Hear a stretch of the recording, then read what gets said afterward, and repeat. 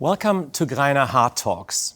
In today's episode, I once again want to talk about sustainability. How to create a sustainable economy, how to create sustainable businesses. My name is Stefan Grafenhorst. I'm the head of sustainability at the Greiner Group headquarters. And when I'm not in front of this camera, I usually support our divisions in actually becoming more sustainable. So how to build a better future? This today I want to discuss with Hannes Moser. Hi Stefan, thanks for your invitation. Welcome Hannes. It's a pleasure to have you here. Before we talk about sustainability, in these tough times we obviously need to talk about a pandemic. There's no way out. And since you're the master of finance within Greiner, give us an overview of how do we cope with the pandemic as a company, and maybe you add something about how the pandemic has changed your life. Well, I'd like to start with my personal life here. It has changed a lot the last year. I'm a person who likes to travel a lot, meet my friends, meet other people.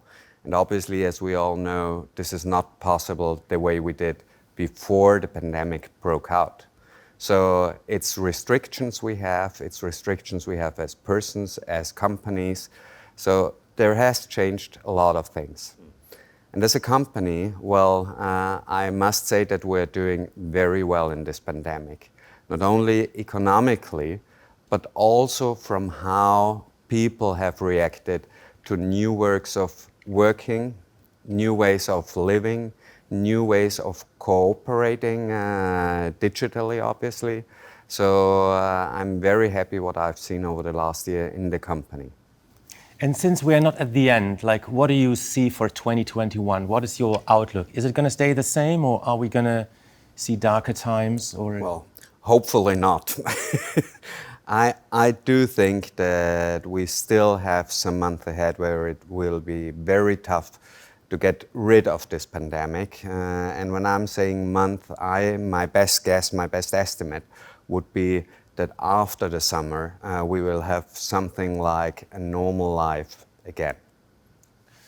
Sounds good. I can't wait for that, to be very honest. Me either.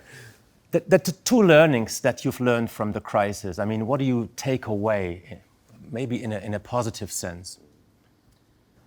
Well, two learnings. One is never underestimate how people can change when they have to. An example, we discussed for a long time about distance and remote working models, how to organize it, if it was possible for all areas within Greiner AG, for example. This was long discussions, but from one day to the other, we had to do it, and we succeeded. So never underestimate people's willingness to change. And the other one is, I think we can adapt quite fast as a company to new situations. So adapting faster would be one of the learnings that we should be proud of. Now, we want to talk about sustainability because, for the last year we have all talked about the pandemic, so we're going to stop here. But Thank you. Before we start talking about sustainability, about change and transformation, and what you just mentioned, the ability of people to change, I would like to talk about you as a person. I know you have been the CFO for about 10 years now. Yeah? Exactly. And for today, I brought a couple of sentences that I would like you to end or to finish. Yeah. So my first sentence starts with, the most adventurous thing I have done in my life is... Let me think about it. Well, I think the most adventurous thing I did was, I'm a skier. I love skiing. And I raced down one of the most challenging skiing slopes years ago with a friend, a professional racer, at approximately 105 kilometers per hour. So this was great. That was fast, obviously. Great. Second sentence. The best decision of my life was? That's very easy. To propose to my wife nearly 30 years ago. My first job ever was? When I was 12 years old, I used to work at a miniature golf place. So I sold entrance tickets and I sold beer and other things to people that went there playing mini golf. That sounds like a lot of fun. Next question. If I had a chance to meet a famous person for dinner, who would that be? A famous person, I would like to meet Warren Buffett.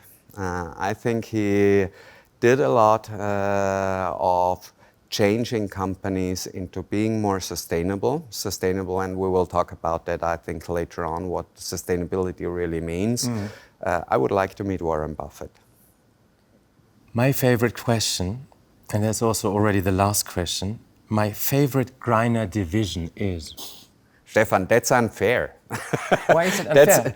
That's like asking a father which of his children he loves most. So I think for me, if I'm thinking about Greiner's divisions, and I want to stay with the family, you have days where you can see one of your children, and you have days where you really love one or the other.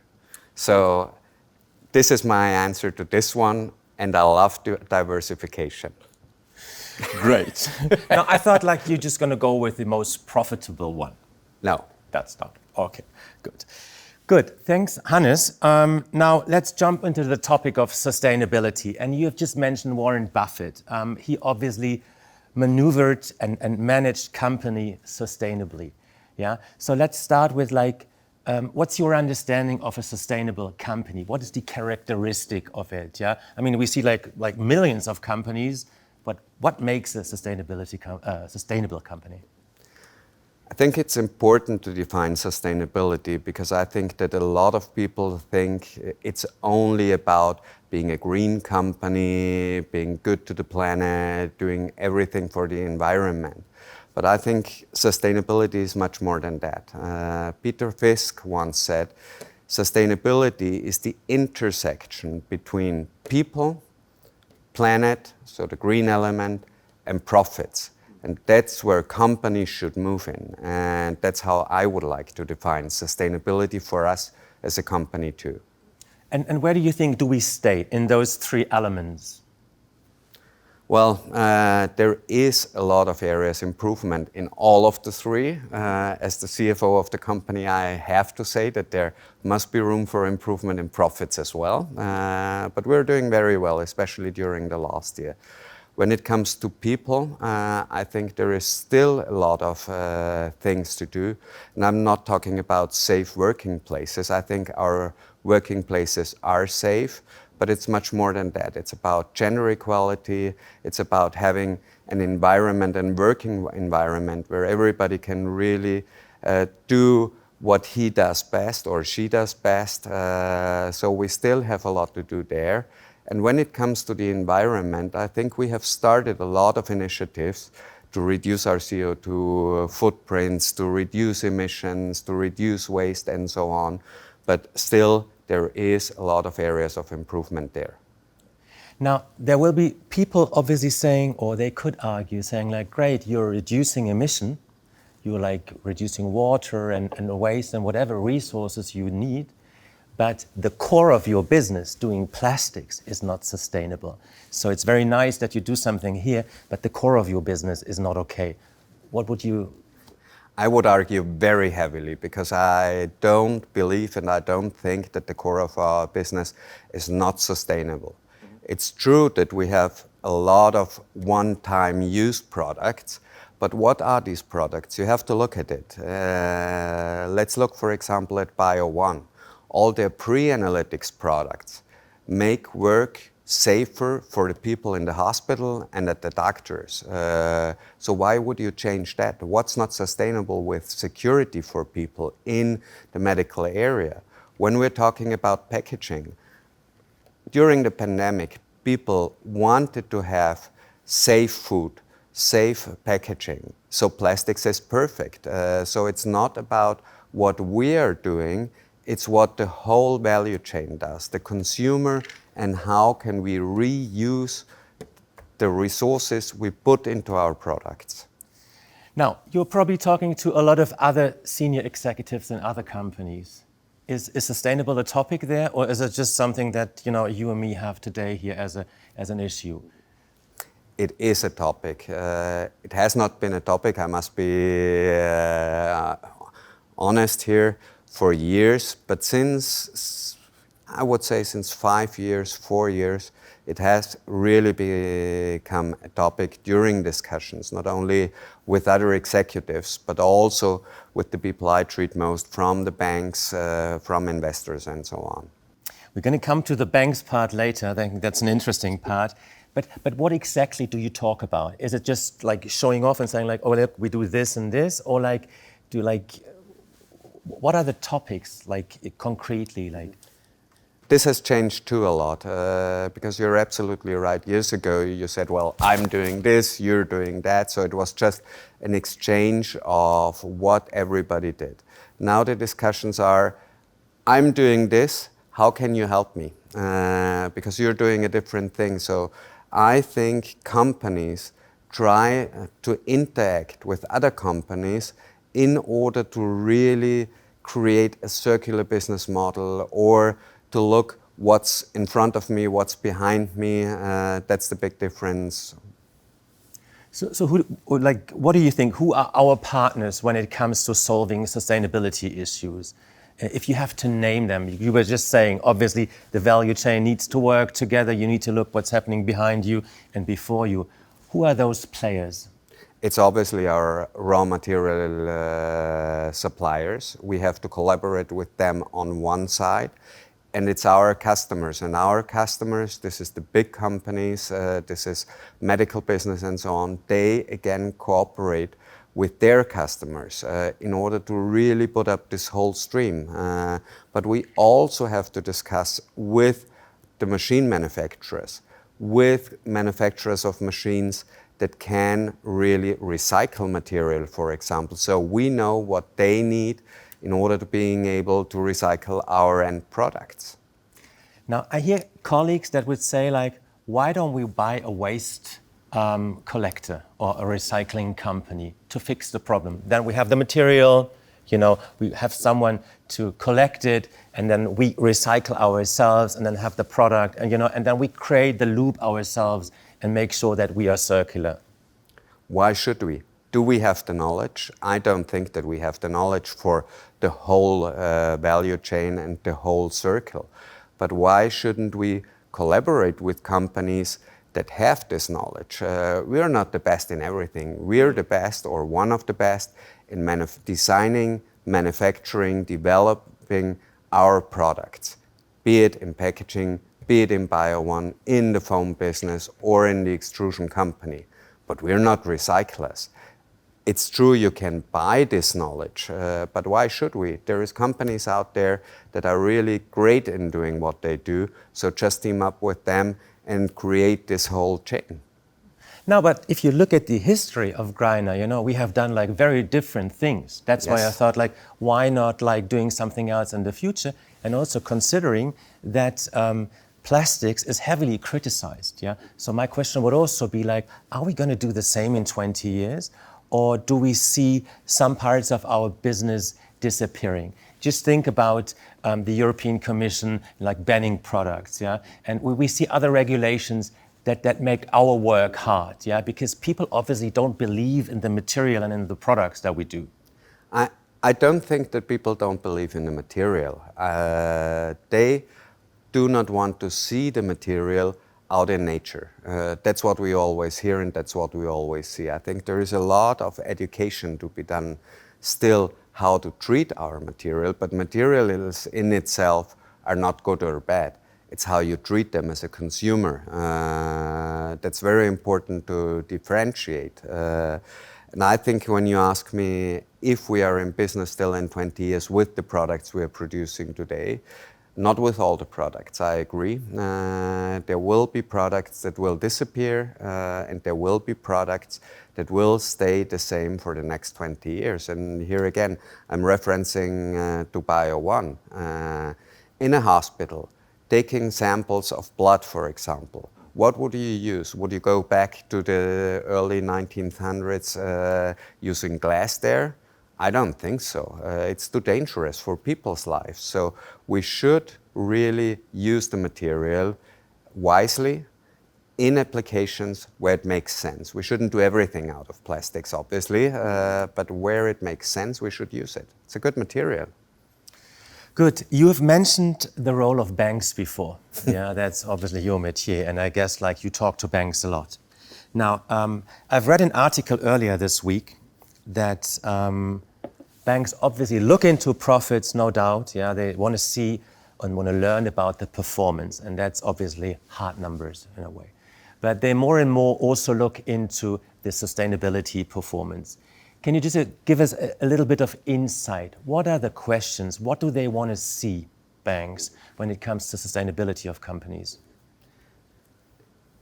Here I want to go back 2 years, more or less. Until 2 years ago, it was about profits, it was about a business strategy, it was about where do you want to invest, machines, buildings, whatsoever. 2 years ago, the discussions with the banks changed a lot. All these questions still come up, but they also ask, do you have a sustainability strategy? What is in the strategies? What do you want to achieve over the next 3 to 5 years, like emission control and reduction, like material waste evasion, and so on. So they really want to see what companies are doing in this sense. And do you have a feeling that we do enough, that our performance is already there in terms of like what they want to see? In what they want to see, yes. It's enough what we're doing. I think we're one of the first companies that started really good sustainability strategy. You always have to go to a point where you start. But now they want to see over the next years our efforts come into reality. One of the targets that we have as a company is obviously growing. Yeah, growth is a centerpiece of the corporate strategy, while we also have a sustainability strategy. Now, my question is like, how does that work together? Yeah, because again, we have seen growth over the last decades in like most regions of the world, but that came with a price, and the price was like the picture that we see: marine littering, emission increase, and so on and so forth. More waste, strong economy. So, how do we get that together? Is it actually possible to get growth and sustainable together? Yes, I think it's possible, but only if you locate a company in this intersection of profits and growth, people and the planet. So the way of doing business must be different than in the past. Each company just looked on its own growth, profits, and so on. Some of them looked at their people, at the employees, but a lot of them didn't look at all at the environment. So this has changed now, I think. And if you look at this triangle, I think growth is still possible without damaging the environment and without damaging also people's lives. So what's driving us to change now? I mean, what's happening? What's the game changer to stop this? I think the big game changer is the big public, and it's all of us as private persons too. You wouldn't buy from companies that exploit people, or even worse, exploit children in different areas of the world, so you won't buy there. So I think the consumer itself is much more powerful, much more in possession of information than decades ago. And if you still want to survive on the marketplace as a company, you have to fulfill, in the end, consumers' expectations. So it's the consumer, not the lawmaker or the regulator, that changes the game. When talking to a CFO, we obviously also need to talk about money and costs.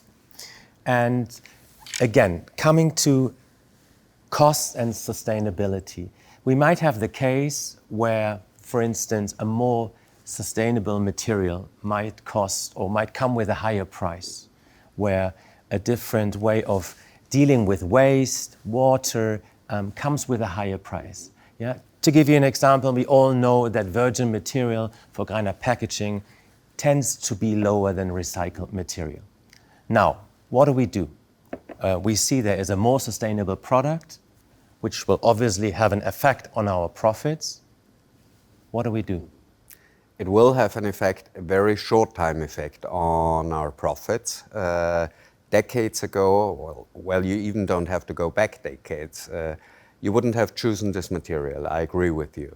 I think now things have changed. You would choose this material even if profits were a little bit lower. But in the long run, people, our customers and the consumer, they do want this material and it pays off. If you don't use it, if you don't go this way, you will be out of the market. Greiner is now more than 150 years old. I think it's been possible to survive this long because we adapted to the market's needs. And people see that it really makes sense to use these products, to use recycled material, to use less energy and so on, even if a production like that costs more. So in the long run, I think it pays off and it contributes to the survival in the future of the company. Now, we have talked about change quite often here and there. And change is tricky because everyone wants to change, yeah, but people don't really want to change, yeah. So, like, how do you see that? Like, what can you do as a senior executive to embrace or also like encourage change within the company? Change is a very difficult issue within the company, especially when it comes to changing old habits and things we've always done in one or the other way. But you have to live the change, you have to convince the people. It's not just telling people you have to change or you have to do things differently.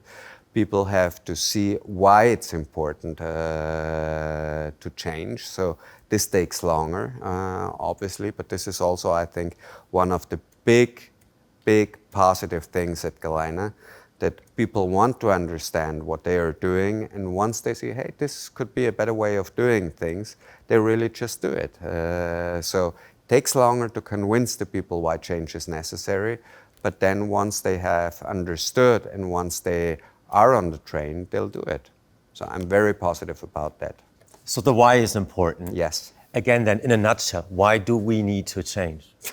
Because otherwise we will not survive as a company. And you mentioned it before during our talk.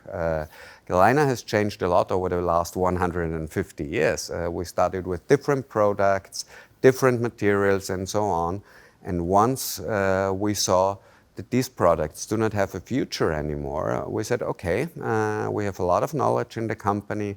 We have a lot of good people in the company that are eager to try out new things. So just try out new things. And I think that's very deep in the DNA of Greiner, change. Hannes, we are almost at the end of our interview. But before I have to let you go, I want to do something with you. I've brought with me some words, and I would like to ask you to respond to them with whatever comes to your mind. First word is growth. Very important for the company, for the future. And as a CFO, I will tell you profitable growth is key for us. That's good to hear. Horror movies. I don't like horror movies. I prefer sci-fi. Okay. Science fiction it is, not horror. Technology. Technology will help us in the future to bring new products, new processes into life, and to really achieve our also sustainability goals. So technology is key. Family. Family is where I'm feeling very much at ease. Interviews. Depends on the interviewer, Stefan. There is interviews I feel very much at ease that are interesting, like the one we're doing now, and there is interviews I don't like very much. Hannes, one very last question. If you had a message to the world, what would that be? Make it the Greiner world. Yeah, the Greiner world. Make it the Greiner people. I would say, and I said it before, do things consciously and question the way we do things each and every day. Hannes, thanks for being with me here today. I very much enjoyed this. Thanks again also to you guys. I hope you've enjoyed our conversation here. There will be more interviews, so stay tuned. In the meantime, stay healthy, enjoy life, and thank you very much for being with us.